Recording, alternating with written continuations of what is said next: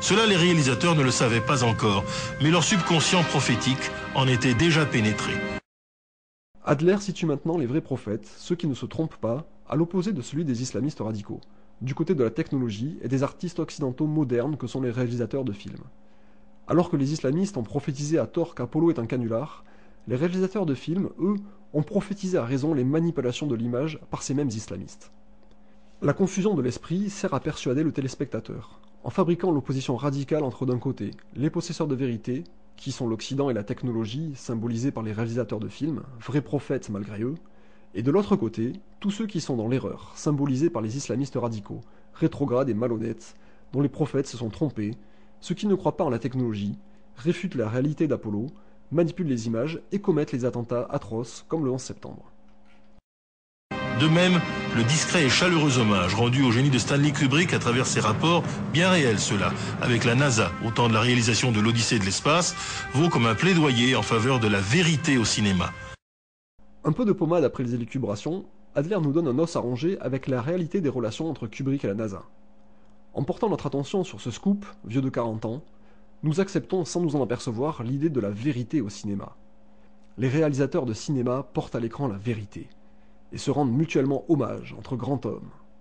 Encore une fois, Adler martèle silencieusement l'idée de grandeur des valeurs de l'Occident et de la technologie, tout en prenant le rôle de celui qui sait distinguer le mensonge de la vérité. Et tout comme aussi la sincérité et l'ouverture d'esprit du général Vernon Walters, qui se prête par humour à cette mise en scène peu avant sa mort, est un autre hommage à la transparence et à l'ouverture d'esprit que pratique bien souvent la démocratie américaine. La boucle est bouclée. On parlait du fait qu'Apollo soit un canular, et on en vient à l'opposition manichéenne entre d'un côté les méchants islamistes radicaux, et de l'autre la gentille transparence et l'ouverture d'esprit que pratique bien souvent la démocratie américaine. Après avoir dénoncé les islamistes radicaux, terroristes et manipulateurs, Adler nous fait explicitement l'éloge de la démocratie américaine. Il nous vend cette belle démocratie modèle comme un paquet de lessive, comme un modèle valeureux à qui on rendrait hommage. Pour résumer, Adler prétend donc que la dénonciation de canular n'est pas née avec Apollo. Il dénonce les islamistes qui croient qu'Apollo est un canular, sans parler des milliers d'occidentaux et scientifiques qui le croient aussi. Il relie ensuite la dénonciation du canular d'Apollo aux manipulations de l'image par les terroristes d'Al-Qaïda, pour finalement terminer sur l'apologie de la transparence et l'ouverture d'esprit de la démocratie américaine. Pour empêcher le téléspectateur de se dire qu'Apollo pourrait effectivement être un canular, il était important qu'Adler nous donne, à travers son commentaire, le point de vue correct selon la propagande, qui est le suivant. Ceux qui soutiennent la théorie du canular d'Apollo sont les terroristes islamistes radicaux d'Al-Qaïda, et qui ont perpétré les attentats du 11 septembre, qui manipulent les images et qui en veulent à la démocratie et aux valeurs américaines. Pas la peine de discuter du canular d'Apollo, donc. Ce sont les fous terroristes et islamistes, hostiles à la démocratie, qui soutiennent ces théories, et qui manipulent les images pour faire passer leur message. Si Adler met tant de raffinement pour nous transmettre cette fausse idée, c'est peut-être qu'il y a sérieusement quelque chose à découvrir sur Apollo. La démocratie américaine, elle, a effectivement bien besoin des mensonges et des louanges d'Adler pour paraître respectable.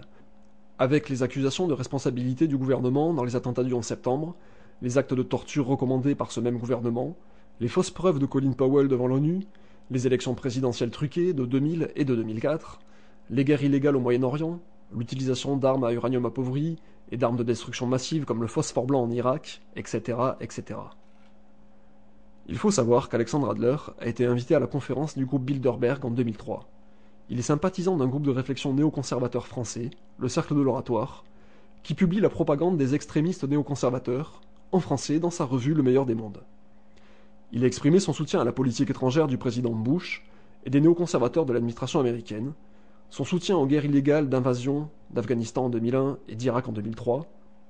Sur Wikipédia, on peut lire qu'Alexandre Adler est un ami personnel d'Henry Kissinger, qui était conseiller à la sécurité nationale du président Nixon pendant les missions Apollo, et actuel conseiller à la Maison-Blanche, de Richard Pearl, président de la commission de politique de défense du gouvernement Bush, et de Paul Wolfowitz, ancien secrétaire adjoint à la défense du gouvernement Bush. Tous trois, néoconservateurs extrémistes, ont été très influents dans l'administration Bush et sont également de grands habitués du Bilderberg, du CFR et de la commission trilatérale.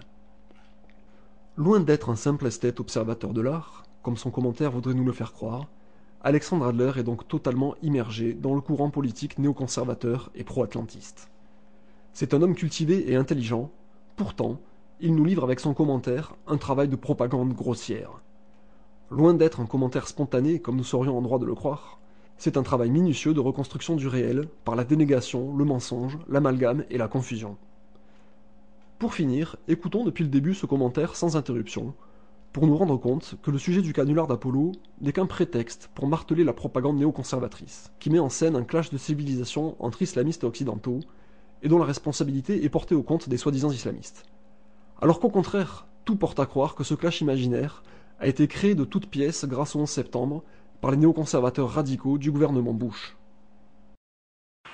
Les vrais artistes ont sur nous la supériorité du regard qui voit par-dessus l'horizon courant. Le film que vous venez de voir a ainsi été conçu comme une grande farce philosophique quelques mois avant le 11 septembre 2001.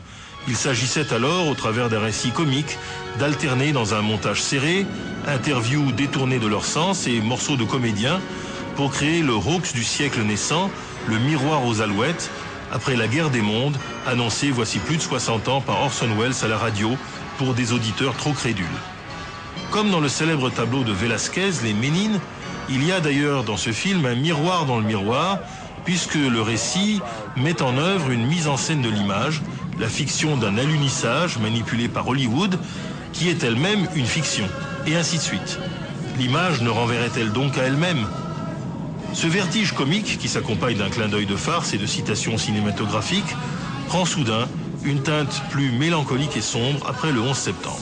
Car les islamistes radicaux nient eux tout à fait réellement que les Américains aient marché sur la Lune en raison d'un célèbre hadith qui prétend que l'islam demeurera aussi longtemps qu'un homme n'aura pas mis le pied sur le principal satellite de la Terre. C'est-à-dire toujours pour le conteur traditionnel qui ne croyait guère à l'évolution de la technologie. Et nous voyons les manipulations de l'image par les terroristes d'Al-Qaïda encore aujourd'hui. Cela, les réalisateurs ne le savaient pas encore, mais leur subconscient prophétique en était déjà pénétré. De même, le discret et chaleureux hommage rendu au génie de Stanley Kubrick à travers ses rapports, bien réels ceux-là, avec la NASA au temps de la réalisation de l'Odyssée de l'espace, vaut comme un plaidoyer en faveur de la vérité au cinéma. Et tout comme aussi la sincérité et l'ouverture d'esprit du général Vernon Walters, qui se prête par humour à cette mise en scène peu avant sa mort, est un autre hommage à la transparence et à l'ouverture d'esprit que pratique bien souvent la démocratie américaine.